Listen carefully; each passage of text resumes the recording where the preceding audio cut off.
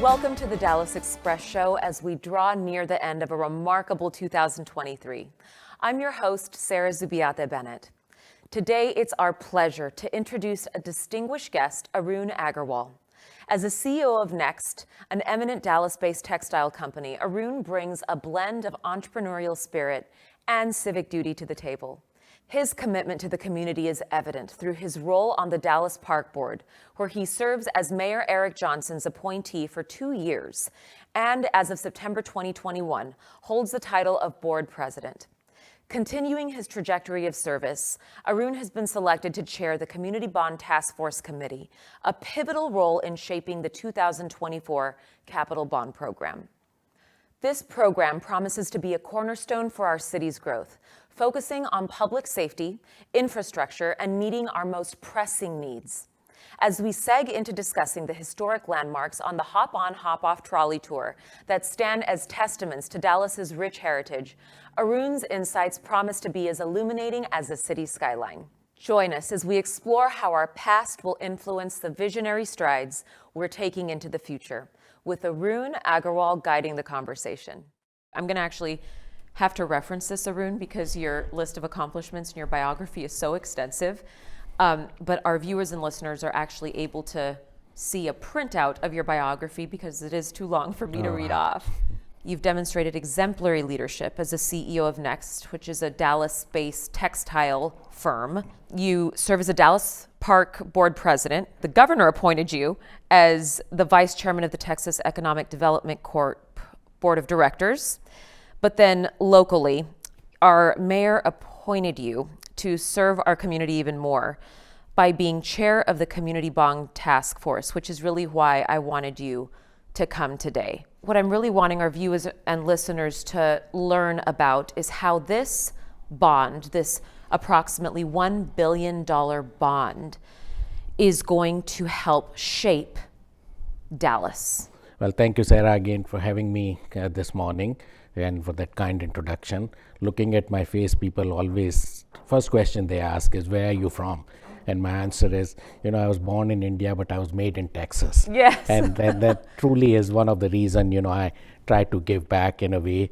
And if one common theme you have seen in anything which, I'm doing as a public service, it's all tied to economic development. And that's where, to come to your question of Bond Task Force, this is a huge task, and this will shape our city for many years to come. Yes, and also thank you to your wife, because I know the amount of time that you spend serving. Having a supportive spouse is a blessing. Oh, absolutely, absolutely. Only negative side is if we go to a park on a stroll and if there is a trash, she blames me for that. But I understand that. I understand that. Would you mind telling our viewers and listeners how this capital bond program differs from annual budgetary allocations? The core theme of the bond program is this is the money we are spending against the future revenues which we can borrow against, and anything we spend on the bond money that should have at least 20 years of shelf life. If the money I'm putting that cannot sustain for 20 years, it cannot go as expenditure into the bond program. My priorities since the day one has been that how do we leverage these dollars and how do we create those new areas of investment which can shine, and we can call it as a pride of Dallas. There's a graph that I took from the Dallas City website, which our viewers and listeners are able to see right now, and it has icons that show streets and transportation, parks and trails, flood control and storm drainage, economic development, housing and homeless solutions, and critical facilities. I know, at least through our Dallas Express polling, our community continues to voice homelessness and crime as their top concerns. Can you talk about how the money that's being allocated, or most recently discussed, I know there's been some changes to it, how those will be applied to address those two buckets? No, great question. When you have needs worth $18 billion and you only have around $1.1 billion to allocate, it's a very hard task to do.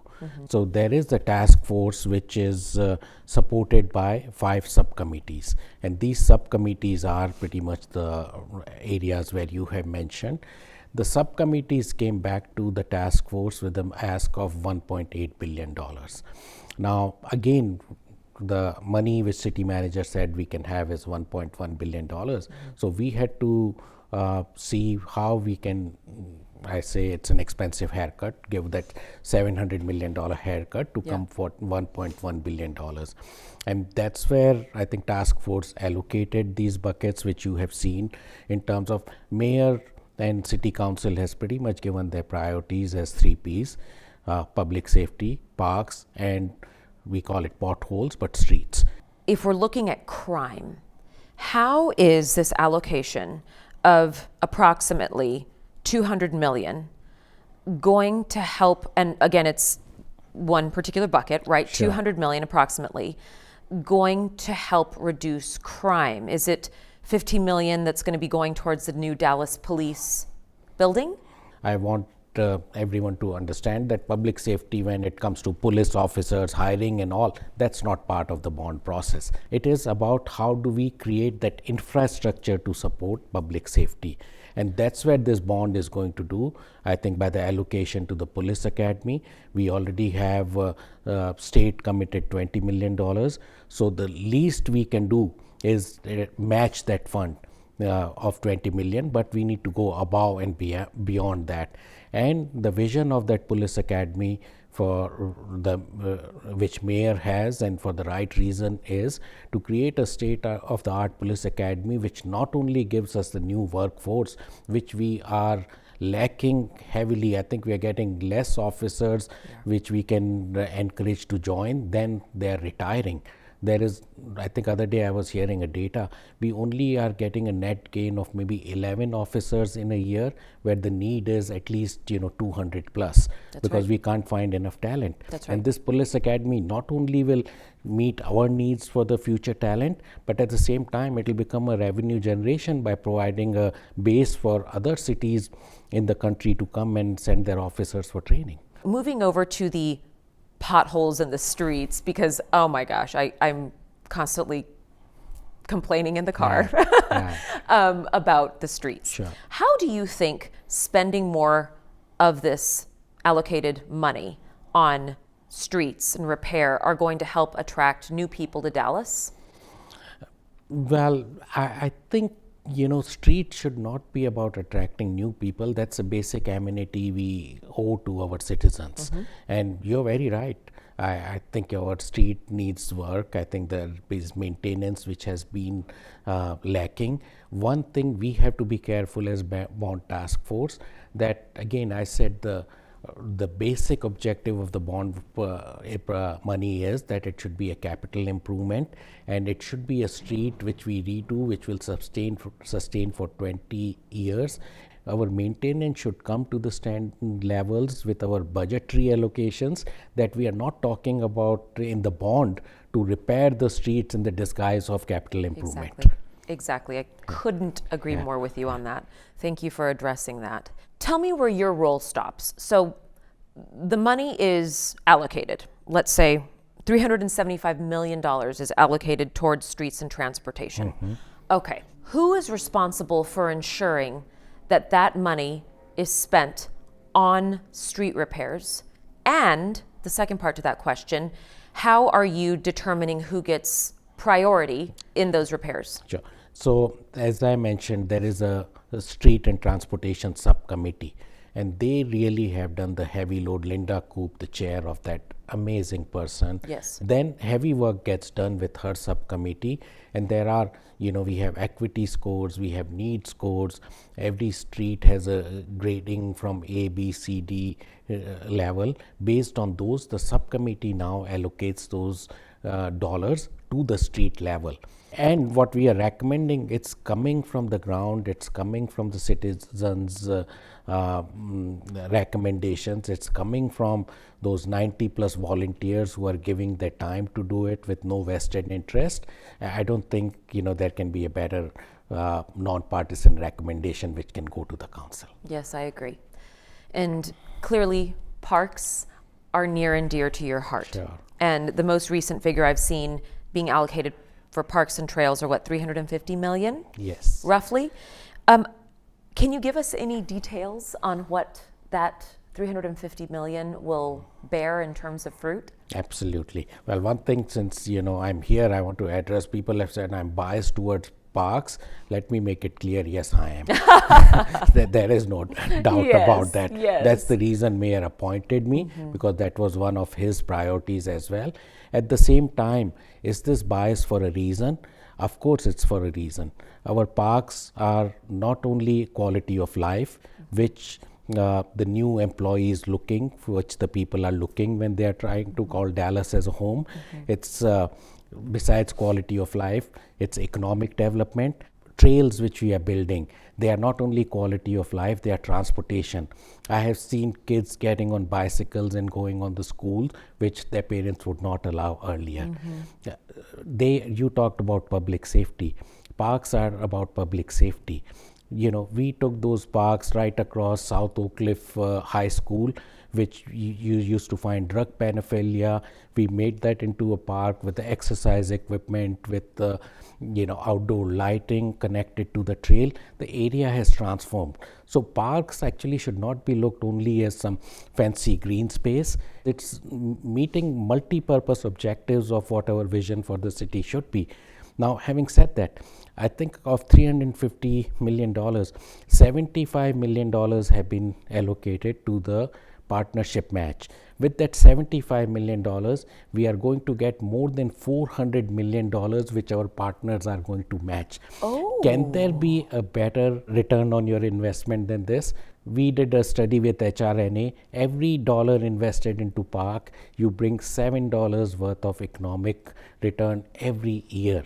And we have seen it. Clyde Warren Park, I think it was debated 10 years back, we are wasting money, and see what has happened, $2 billion of development around it. So is it owed to our residents? Of course it is.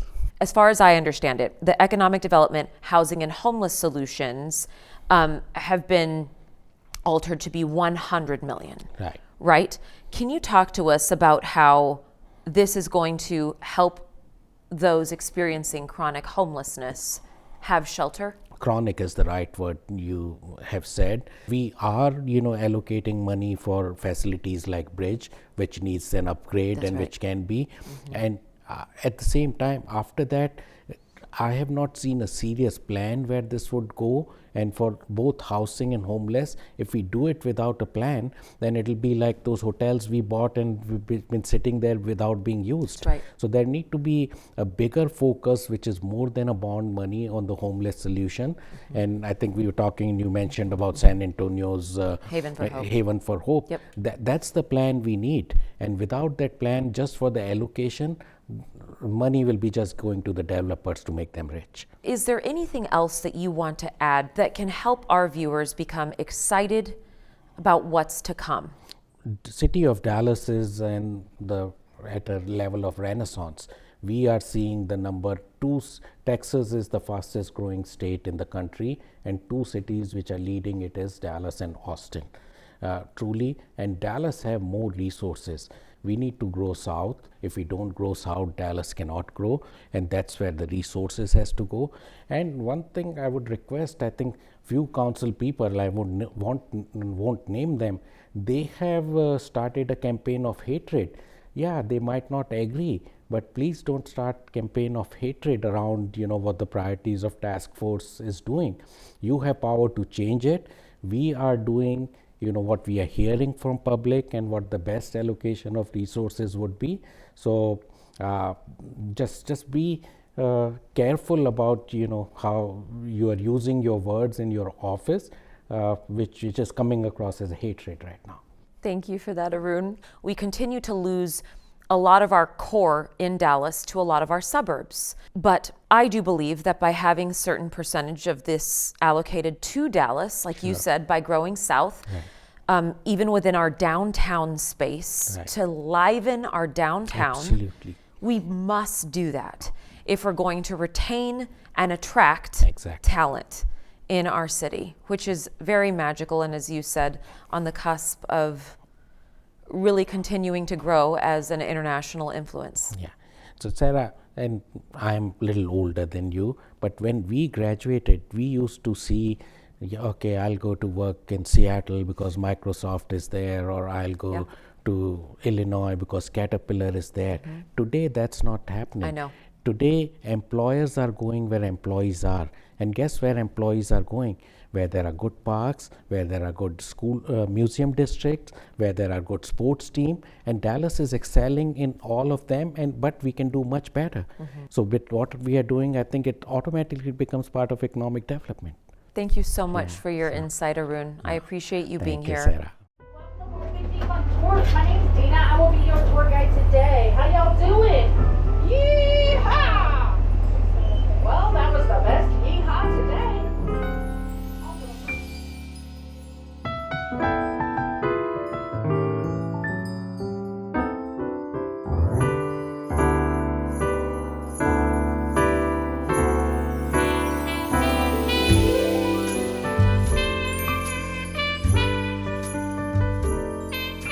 This is our Omni Hotel. The Pegasus that's there was built in 1934 for the first annual meeting of the American Petroleum Institute. It has become a beloved icon and mascot. You'll see the Pegasus symbol all over downtown Dallas.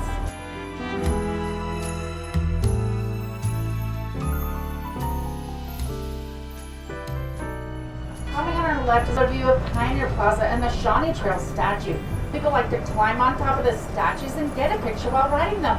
I cannot blame them. It is a fun picture to get. Okay, and 2 minutes, go run with the bulls. Okay. Get a really fun selfie there. Isn't it beautiful? It's so Texas.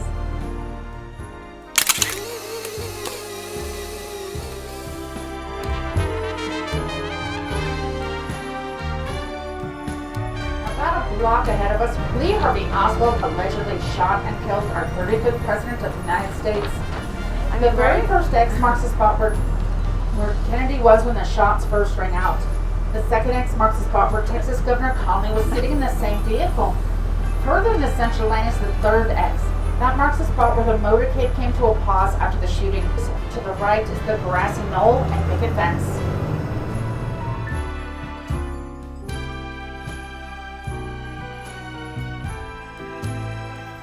Ahead to the left, there's a building with red awnings. That is the flagship Neiman Marcus. Opened up in 1907. It is a historic landmark here in Dallas. And this is our stop at Neiman Marcus. Okay, so we just hopped off the hop on, hop off tour trolley, which was absolutely spectacular. Wonderful to get acquainted with the city in a trolley. If you see here, we're here at Neiman Marcus downtown. It's their flagship. It's absolutely stunning inside. I actually took a fun picture with Santa right inside. It's right behind here, and he's actually one of the coolest Santas around. I'd love for you all to come with me. Just hop into the Zodiac room with me, and I think we'll be good. Hi, Santa. Hey, do you mind if I just sit right here with you? I'll take several photos. Okay. There you can pick and choose whichever. Okay, sounds good. So how long is Santa here? Every day. 3, 2, 1.